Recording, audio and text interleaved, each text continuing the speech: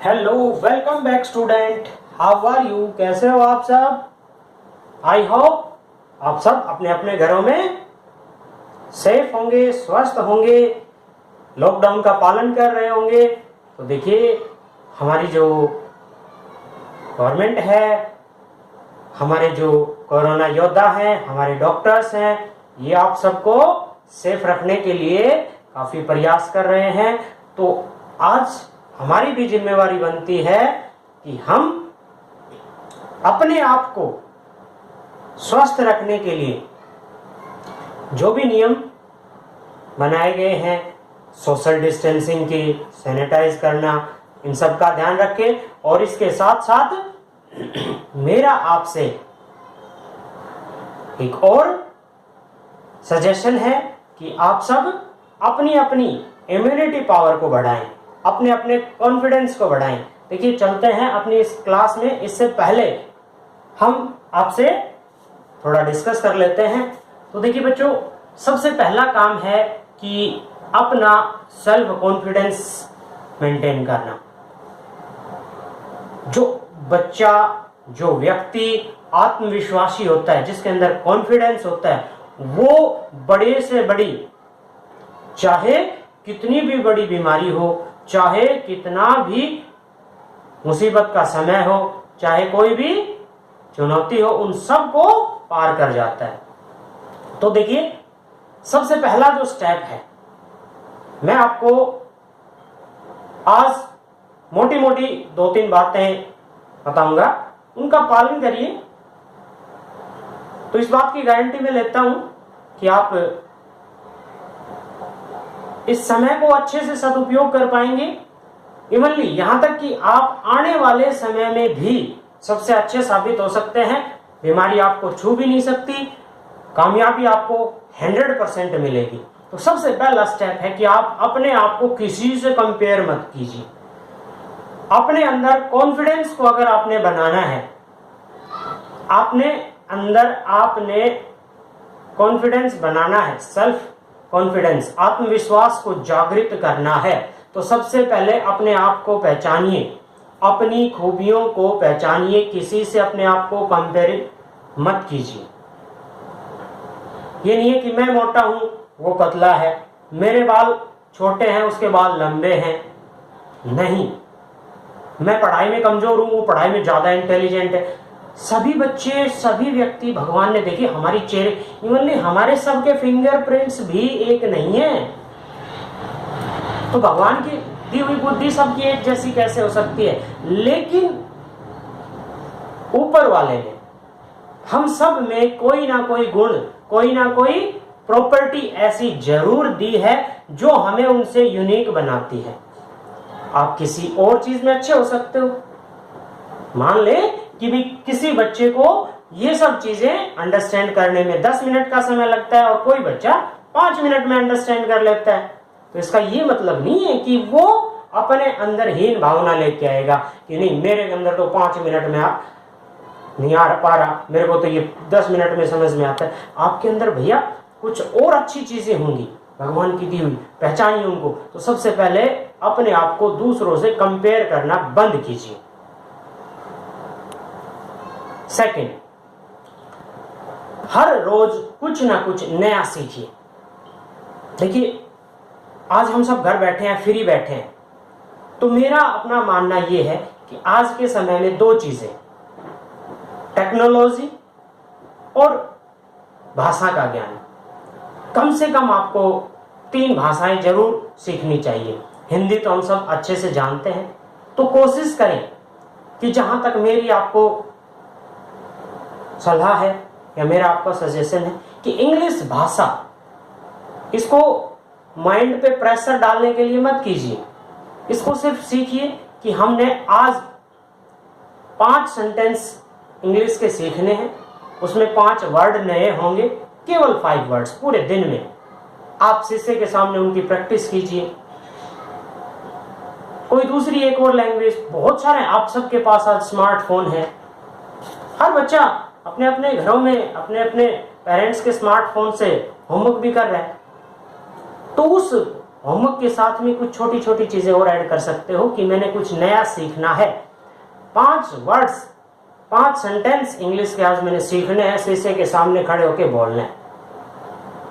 सभ्य ड्रेस हर व्यक्ति को, हर बच्चे को पहन के रखनी है। सभ्य, देखिए यदि हम ज्यादा तड़क भड़क में जाते हैं तब भी हमारा कॉन्फिडेंस लेवल डाउन हो जाता है।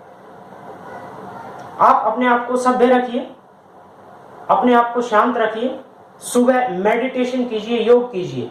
हमारे पास स्कूल जाने का अभी कोई जल्दबाजी नहीं है, अभी 15-20 दिन तो और भी स्कूल जो है वो ऑफ रहेंगे, तो तब तक आप अपने आप को मोटिवेट कीजिए। अपने अंदर जो योग की भाषा में उसको कुंडलिनी बोलते हैं, अपने आप के अंदर एक जो अग्नि है उसको जागृत करने की कोशिश कीजिए। सुबह मेडिटेशन कीजिए, योग कीजिए। योग हमारी वर्षों पुरानी पद्धति है जिससे बड़े बड़े ऋषि मुनियों ने इतना ज्यादा ज्ञान प्राप्त किया है कि उन्होंने इस पूरे ब्रह्मांड पे भी शासन करने की अपनी कैपेबिलिटी बना ली थी। तो आप बच्चों से यही है कि अपना आत्मविश्वास बनाइए। आत्मविश्वास बनाने के लिए पहली बात, किसी से कंपैरिजन मत कीजिए। सेकंड, कुछ नया सीखिए। तीसरा, अपने आप को सभ्य रखिए। और चौथा जो पॉइंट है वो है योग का, कि योग कीजिए। ओके, ठीक है। तो इन 4 बातों का विशेष तौर से ध्यान रखिए, आप निश्चय ही कामयाब होंगे, इसमें कोई शक नहीं। तो चलिए, आप सबका एक बार फिर से स्वागत है अल्फा क्लास फिजिक्स में। चलते हैं derivation of equation of uniformly accelerated motion, velocity time graph method. Graph के मेथड से हम मोशन की जो 3 इक्वेशंस थी, सबसे पहली इक्वेशन थी आपकी velocity time relationship. Velocity time relationship को फाइंड आउट करते हैं। कैसे करते हैं, देखिए मान लिया कि कोई भी ऑब्जेक्ट है, ग्राफ से हम आपको समझाते हैं। देखिए ध्यान से देखिएगा कि कोई भी ऑब्जेक्ट है, स्टार्ट करता है u वेलोसिटी से, ये ओरिजिन है, ओरिजिन बिंदु। कोई भी ऑब्जेक्ट इनिशियल टाइम पे at t is equal to 0, at t is equal to 0 time पे उसकी इनिशियल वेलोसिटी क्या थी, u। और आफ्टर टाइम t टाइम के बाद उसकी वेलोसिटी हो जाती है एट t, वेलोसिटी हो जाती है v वेलोसिटी वो एक्वायर करता है। अब हम करते हैं, क्या जानते हैं कि वेलोसिटी टाइम ग्राफ मेथड के अंदर जो स्लोप है, slope gives the acceleration. Simply भाषा में हम कहें तो एक्सेलरेशन किसके इक्वल होगा, slope of velocity time graph method. Slope में आ जाता है आपका टेंजेंट, जैसे हम ट्रिग्नोमेट्री के बारे में 10th क्लास में पढ़ चुके हैं कि क्या होता है, पंडित बद्री प्रसाद हार हार बोले। तो यहाँ पे जो tan थीटा है वो किसके इक्वल होगा, परपेंडिकुलर अपॉन में बेस। अब ये आपके पास एक ट्रायंगल बनती है ADB, इसके अंदर जो स्लोप है वो क्या होगा आपका, ये अगर हम थीटा कंसीडर करते हैं तो इसके सामने ये क्या है, परपेंडिकुलर, और ये क्या है, बेस। तो परपेंडिकुलर क्या होगा BD, बेस क्या है आपके पास AD। तो DB अपॉन में AD, एक्सेलरेशन किसके बराबर होगा, DB अपॉन में AD, ये अपॉन में ये। अच्छा, ये किसके इक्वल है, इस कंप्लीट में से ये नीचे वाला माइनस कर दे। देखिए इस कंप्लीट में से ये नीचे वाला माइनस कर दे तो क्या आ गया आपके पास, EB minus ED, EB minus ED, तो क्या बच जाएगा आपके पास ये, और नीचे OE। ये किसके इक्वल है, V के, और ये किसके इक्वल है, U के। तो V माइनस U अपॉन में T, A is equal to V minus U upon में T, V minus U is equal to, इसको इधर मल्टीप्लाई कर दिया 80, V is equal to U plus 80। तो फर्स्ट इक्वेशन, मोशन की first equation, uniform accelerated motion की जो first equation है वो क्या आ गई आपके पास, V is equal to U plus 80। Okay, अब हम सेकेंड इक्वेशन की तरफ चलते हैं। सेकेंड इक्वेशन थी आपकी position time relationship, position time relationship.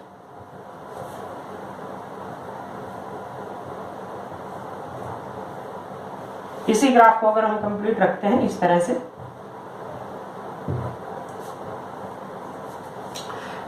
Position time relation क्या कहता है position time relationship? Position time relationship ये कहता है कि वी नो डिस्प्लेसमेंट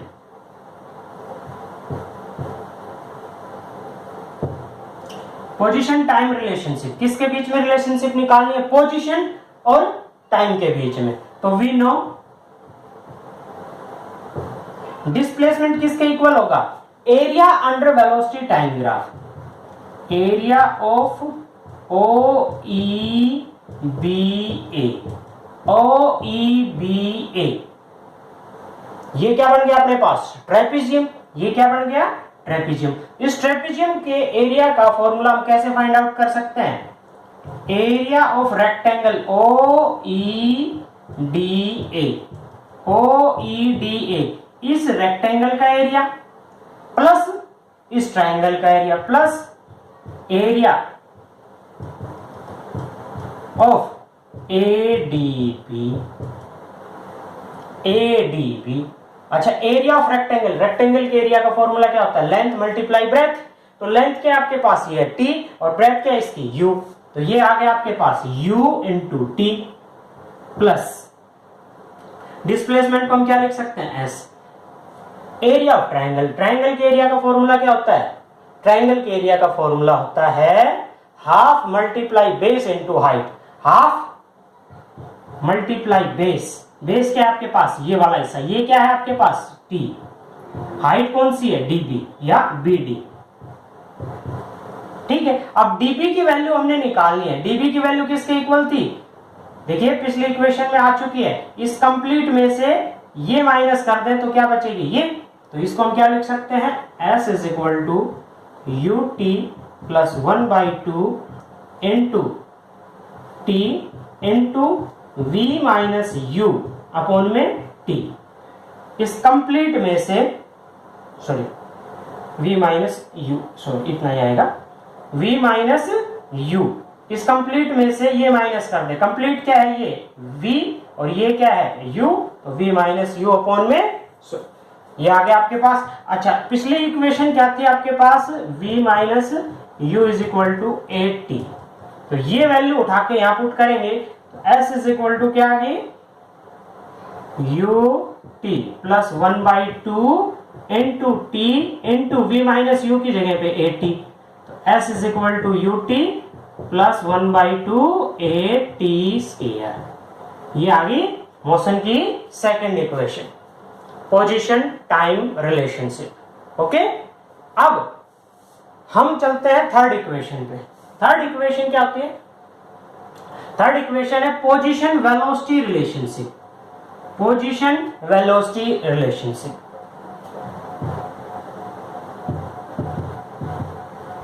पोजीशन और वेलोसिटी में रिलेशनशिप निकालना है। फॉर्मूला यही रखेंगे लेकिन चेंजमेंट करेंगे कहां पे? देखिए, डिस्प्लेसमेंट किसके इक्वल है? एरिया ऑफ ट्रेपीजियम, इस ट्रेपीजियम का एरिया। लेकिन ट्रेपीजियम के एरिया को हम अलग मेथड से निकाल देंगे, वो अपने पास थर्ड इक्वेशन आ जाएगी। कैसे?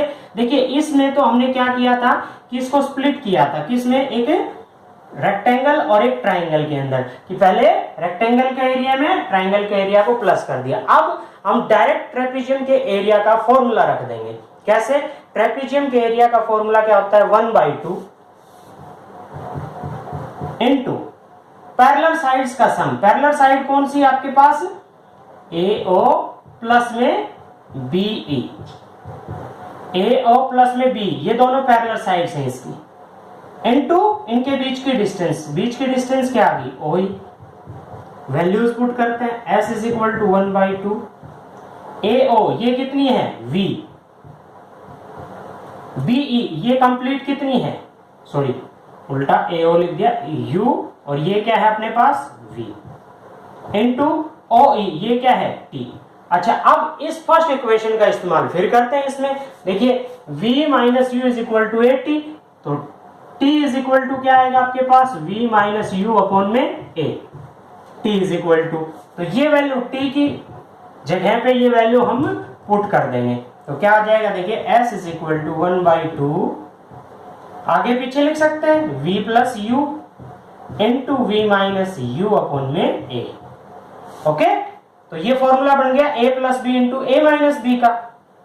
तो क्या लिख दिया हमने इसको, s is equal to 1/2a into v square minus u square, और ये इधर मल्टीप्लाई कर दिया तो क्या बन गया v square minus u square is equal to 2as।